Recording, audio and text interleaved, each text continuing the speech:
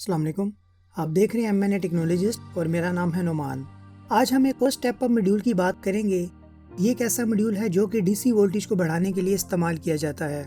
आपने सुना होगा वोल्टेज को बढ़ाने के लिए ट्रांसफार्मर का इस्तेमाल किया जाता है जो कि स्टेप अप ट्रांसफार्मर होते हैं और स्टेप डाउन ट्रांसफार्मर भी होते हैं जो कि वोल्टेज को कम करते हैं। लेकिन ट्रांसफार्मर हमारे एसी वोल्टेज पे काम करते हैं, यानी कि एसी वोल्टेज को बढ़ाने के लिए इस्तेमाल किए जाते हैं। लेकिन ये जो मॉड्यूल है जिसका आज मैं आपको बताने वाला हूँ, ये मॉड्यूल डीसी वोल्टेज को बढ़ाने के लिए इस्तेमाल किया जाता है। तो इस मॉड्यूल पे मुकम्मल तौर पे एक्सपेरिमेंट करके हम देखते हैं कि ये किस तरह काम करता है और ये कितना लोड बर्दाश्त कर सकता है। तो आइए पहले इसकी जनरल स्पेसिफिकेशन देख लेते हैं। इसका जो मॉडल नंबर है वो है SX1308। इस मॉड्यूल के इनपुट पे हम 2 से लेकर 24 वोल्ट तक कोई भी दे सकते हैं, यानी मिनिमम 2 वोल्ट की ज़रूरत है। उसके बाद हम इस मॉड्यूल से 2 वोल्ट से लेकर 28 वोल्ट तक कोई भी ले सकते हैं, यानी हम इनपुट पे 2 वोल्ट दे के इसे 28 वोल्ट भी ले सकते हैं। वो कैसे लेते हैं ये मैं आपको प्रैक्टिकल करके दिखाता हूँ। उसके बाद इसका जो मैक्सिमम करंट आउटपुट है वो 2 एम्पेयर है, यानी ये 2 एम्पेयर तक का लोड बर्दाश्त कर सकता है। अब 2 एम्पेयर का मतलब ये नहीं है हम इस पे मुसलसल 2 एम्पेयर का लोड डाल के रखें, ऐसा नहीं है। ये मैक्सिमम लिमिट है कि 2 एम्पेयर तक का लोड को बर्दाश्त कर सकता है। बाकी ये सारी चीज़ें मैं आपको प्रैक्टिकल करके दिखाता हूँ। तो आइए शुरू करते हैं। तो आप देख लें, जब ये मार्केट से न्यू लिया जाता है तो इस तरह के सिल्वर रंग के पैकेट में आता है। जब इस पैकेट को हम ओपन करते हैं तो इस तरह का मॉड्यूल अंदर से निकल आता है। तो अभी आप देख लें, इस तरह का मॉड्यूल है जिसके ऊपर ब्लू कलर का एक पोटेंशियल मीटर लगा हुआ है और जो 4 आपको सिल्वर कलर के ब्लॉक नज़र आ रहे होंगे ये हमारी इनपुट आउटपुट है। तो आप देख लें, काफ़ी मुख्तसर सा ये सर्किट है। इस सर्किट पे पोटेंशियल मीटर के साथ एक कॉइल, एक आईसी और कुछ कैपेसिटर वगैरह लगे हुए हैं। तो इस तरह का मॉड्यूल है। आइए अब इस मॉड्यूल पे हम तारे लगाते हैं। इस मॉड्यूल के ऊपर प्रॉपर कोई कनेक्शन करने के लिए तारे नहीं हैं, हमें सोल्डरिंग आयरन की मदद से तारे इसके साथ लगानी पड़ेंगी। तो इस मॉड्यूल को चलाने के लिए मैं इसके साथ लिथियम लाइन सेल लगा देता हूँ, क्योंकि लिथियम लाइन सेल 3.7 यानी 4 वोल्ट तक इस मॉड्यूल को देगा। तो ये लिथियम लाइन सेल का कवर है, ये मैं इसके साथ लगा देता हूँ। आउटपुट पे मैं एक USB टेस्टर लगा देता हूँ ताकि हमें वोल्टेज और एम्पेयर दोनों पता चल सकें। तो ये मेरे पास एक टेस्टर मौजूद है, ये हमें 3 से लेकर 30 तक वोल्टेज और 0 से लेकर 3 एम्पेयर तक का लोड शो कर देगा। इस टेस्टर पे मैं ऑलरेडी वीडियो बना चुका हूँ, अगर आप देखना चाहते हैं तो देख लें, मैं उसका लिंक डिस्क्रिप्शन में दे देता हूँ। तो ये चीज़ें मैं इस मॉड्यूल पे लगाऊंगा। ये लगाने से पहले हमें इस मॉड्यूल को देखना है कि कौन सा इसका पॉजिटिव और नेगेटिव है, क्योंकि ये DC पे ऑपरेट होता है, इसलिए हमें पोलैरिटी का ख्याल रखना होगा। तो तारे लगाने से पहले मैं कावी की मदद से इनके ऊपर थोड़ा थोड़ा सोल्डर लगा देता हूँ ताकि हमारी तारे आसानी के साथ चिपक जाएं। जब मैं ये सोल्डर लगा देता हूँ उसके बाद लिथियम लाइन सेल का जहाँ पे गैंड यानी GND लिखा आ रहा है वहाँ पे मैं काली तार यानी माइनस का करंट दे देता हूँ, और जहाँ पे V इन है वहाँ पे मैं लिथियम लाइन सेल की रेड वायर यानी पॉजिटिव करंट दे देता हूँ। उसके बाद आउटपुट पे मुझे USB टेस्टर लगाना है, तो आउटपुट पे मैं USB की फीमेल सॉकेट लगा देता हूँ। तो उसको भी प्लस माइनस का ख्याल करते हुए मैं ये दोनों तारे लगा देता हूँ। इस तरह हमारी ये तारे मुकम्मल लग गई हैं। करंट देने से पहले इस बात का ख्याल कर लें कि पोलैरिटी आपकी ठीक लगी है, यानी जमा माइनस आपके ठीक लगे हैं, क्योंकि ये DC पे ऑपरेट है इसलिए इस चीज़ का ख्याल रखना होगा। तो अब आइए, जो मैंने आउटपुट पे USB की फीमेल सॉकेट लगाई है वहाँ पे मैं अपना USB टेस्टर लगा देता हूँ, और जो लिथियम लाइन सेल का कवर है उसमें सेल लगा देता हूँ। सेल लगाने से पहले मैं आपको एक दफ़ा वोल्टेज चेक करा देता हूँ। तो अभी आप देख लें, ये सेल इस टाइम फुल है और 4.2 वोल्ट आ रहे हैं इसमें। तो जैसे ही मैं सेल लगाता हूँ तो अभी आप देख लें 3.81 वोल्ट जो है हमें आउटपुट पे आ रहे हैं। अब इसके ऊपर जो ब्लू कलर का वेरिएबल यानी जो पोटेंशियल मीटर लगा हुआ है, हम किसी भी स्क्रू ड्राइवर की मदद से इसको घुमाना स्टार्ट करते हैं। तो अभी आप देखें, अगर मैं क्लॉकवाइज घुमाता हूँ तो वोल्टेज नहीं बढ़ रहे। अगर मैं एंटी क्लॉकवाइज यानी उल्टी साइड पे घुमाना स्टार्ट करता हूँ तो इसके वोल्टेज बढ़ना स्टार्ट हो गए हुए हैं।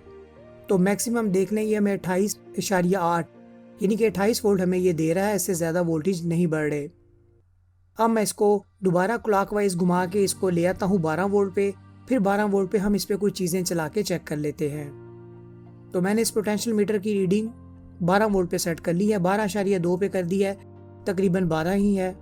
तो इसको हम 12 ही कहेंगे क्योंकि थोड़ा बहुत लोड पड़ने से भी वोल्टेज कम हो जाते हैं। तो ये ग्रे रंग की मैंने एक तार तैयार की हुई है, ये लगाता हूँ। इसके आगे हम कोई भी लोड लगाते हैं तो सबसे पहले आप देख लें मेरे पास ये कार का 12 वोल्ट का LED का बल्ब है, इसको हम चलाते हैं। तो अभी आप देखें ये बल्ब हमारा 12 वोल्ट पे ऑन हो गया हुआ है और अपनी प्रॉपर रोशनी दे रहा है और इस टाइम ये 0.11 यानी कि तकरीबन 110 मिली एम्पेयर ये बल्ब इस्तेमाल कर रहा है 12 वोल्ट पे। उसके बाद हमारे पास 12 वोल्ट का एक बड़ा बल्ब मौजूद है जो कि 12 वोल्ट और 5 वाट का है। इसकी भी हम तारे लगाते हैं तो देखिए बल्ब हमारा ऑन हो गया हुआ है। तो ये 12 वोल्ट पे *17 यानी तकरीबन 170 मिली एम्पेयर इस्तेमाल कर रहा है। इसके बाद हमारे पास एक और हैवी LED मौजूद है। आप देख लें इस पर बहुत सारी LED लगी हुई हैं। इस LED को ऑन करते हैं तो अभी आप देखिए ये LED ऑन होगी हुई है। वोल्टेज हमारे 12 से कम हो गए हुए हैं क्योंकि ये बहुत ज़्यादा करंट इस्तेमाल कर रही है। 0.45 यानी आप समझ लें कि 500 मिली एम्पेयर ये 12 वोल्ट से इस्तेमाल हो रहे हैं। और इसका जो IC है मॉड्यूल का वो भी थोड़ा गर्म हो रहा है। और अगर मैं पावर चेक करूं वाट तो इस टाइम 4.83 तकरीबन 5 वाट पे ये हमारी LED चल रही हैं। उसके बाद मेरे पास एक पंखा मौजूद है जो कि 12 वोल्ट और 1.2 वाट का है। इसको हम चलाते हैं तो अभी आप देखें ये पंखा ऑन हो गया है। और अगर मैं पावर में जाऊं तो आप देख लें 1.11 यानी कि जो इस पे लिखा आ रहा है 1.2 उतना ही वाट ये इस्तेमाल कर रहा है। उसके बाद हमारे पास एक हैवी पंखा मौजूद है, इसको हम चला के देख लेते हैं तो अभी आप देख लें ये 12 वोल्ट और 1.1 एम्पेयर यानी 1100 मिली एम्पेयर का है। जैसे इस पंखे की मैं तारे लगाता हूँ हमारा पंखा ऑन तो हो गया हुआ है लेकिन वोल्टेज बहुत ज़्यादा ड्रॉप हो रहे हैं। वोल्टेज 7 हो गए हैं और जो एम्पेयर हैं वो 0.55 यानी 550 मिली एम्पेयर इस्तेमाल कर रहा है। इसका मतलब ये है ये मॉड्यूल 12 वोल्ट को मेंटेन नहीं कर पा रहा, ये पंखा इस मॉड्यूल पे नहीं चल सकता। जैसे मैं तारे उतारता हूँ वोल्टेज दोबारा 12 हो जाते हैं और इससे हमारे मॉड्यूल का IC भी थोड़ा गर्म हो रहा है। उसके बाद मेरे पास एक कैमरा की लाइट मौजूद है, इस लाइट को भी चला के देख लेते हैं क्या ये लाइट इस पे ऑन हो पाती है या नहीं।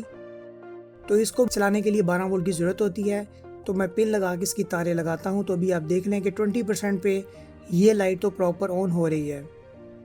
लेकिन जैसे मैं इसकी लाइट तेज़ करता हूँ तो करंट ज़्यादा इस्तेमाल होता है जिसकी वजह से ये मॉड्यूल हमारे करंट को मेंटेन नहीं कर पाता यानी 12 वोल्ट नहीं कर पाता। तो अभी आप देख लें कि 60% तक ये हमारी ठीक काम कर रही हैं। 0.38 यानी तकरीबन 380 मिली एम्पेयर इस्तेमाल कर रही है ये लाइट। अगर मैं वाट चेक करूं तो इस टाइम 4.53 यानी कि तकरीबन 5 वाट के करीब ये LED हमारा करंट इस्तेमाल कर रही है। आइए हम इस पर कोई मोबाइल चार्ज करके देखते हैं। तो मोबाइल चार्ज करने के लिए आप जानते होंगे हमें 5 वोल्ट की ज़रूरत है। तो इस पर जो वेरिएबल लगा हुआ है इस पोटेंशियल मीटर को मैं 5 वोल्ट पे सेट कर देता हूँ। 5 वोल्ट पे सेट करने के बाद मैं इसकी आउटपुट पे माइक्रो USB लगा देता हूँ। माइक्रो USB जब लगाता हूँ तो इसके बाद मैं अपना नोकिया का मोबाइल लगाता हूँ। तो अभी आप देखिए हमारा मोबाइल चार्ज होना स्टार्ट हो गया हुआ है जो कि 5 वोल्ट और 75 यानी कि 750 मिली एम्पेयर भी हमारा मोबाइल चार्ज हो रहा है। इसका मतलब ये है कि ये मॉड्यूल हमारा मोबाइल चार्ज करने के लिए इस्तेमाल भी किया जा सकता है। उसके बाद अगर मैं MI के एयरबड्स को चार्ज करूं तो ये भी हमारे चार्ज हो रहे हैं और 0.24 ये एयरपोर्ट्स 240 मिली एम्पेयर इस्तेमाल कर रहा है। उसके बाद आइए हम देख लेते हैं कि इसमें कोई प्रोटेक्शन मौजूद है या नहीं। तो अभी आप देखें जैसे मैं तारें शॉर्ट करता हूं तो हमारी आउटपुट बिल्कुल ज़ीरो हो जाती है। तो अभी आप देख लें अगर आप ज़्यादा टाइम के लिए इसकी तारें शॉर्ट करेंगे तो ये मॉड्यूल ख़राब हो जाएगा। वरना अक्सर ऐसे मॉड्यूल होते हैं उनके अंदर ये फंक्शन होता है कि जैसी तारें शॉर्ट होती हैं मॉड्यूल आपके रीसेट हालत में चले जाते हैं, इनपुट के दोबारा वोल्टेज देते हैं फिर वो ऑन होते हैं। लेकिन इसके अंदर ऐसा कोई भी फंक्शन मौजूद नहीं है। बाकी ये जो ब्लू कलर का वेरिएबल लगा हुआ है इसके ऊपर आप कोई और वेरिएबल भी लगा सकते हैं। तो ये देखेंगे मेरे पास कुछ मुख्तलिफ किस्म के वेरिएबल पोटेंशियल मीटर मौजूद है, ये भी इन पे लग जाते हैं। इनकी वैल्यू कैसे देखी जाती है और कौन सा इस पे लगेगा इस पे मैं ऑलरेडी वीडियो बना चुका हूँ, उसका लिंक आपको डिस्क्रिप्शन में मिल जाएगा। और आखिर में ये कि मैं स्टेप अप और भी मॉड्यूल्स पे वीडियो बना चुका हूँ, कुछ के लिंक मैं आपको डिस्क्रिप्शन में दे देता हूँ और कुछ आप यूट्यूब की प्लेलिस्ट में जाएंगे वहाँ से आपको मिल जाएंगे। तो यूट्यूब की प्लेलिस्ट में जाएं और वहाँ आप देखिएगा DC step up boost module के नाम से प्लेलिस्ट होगी। वहाँ पे मैंने काफ़ी low budget step up module की ऑलरेडी वीडियो बना चुका हूँ, आप वो भी देख लें। आने वाले वक्त में हम मज़ीद मॉड्यूल और टेक्नोलॉजी पे बात करेंगे।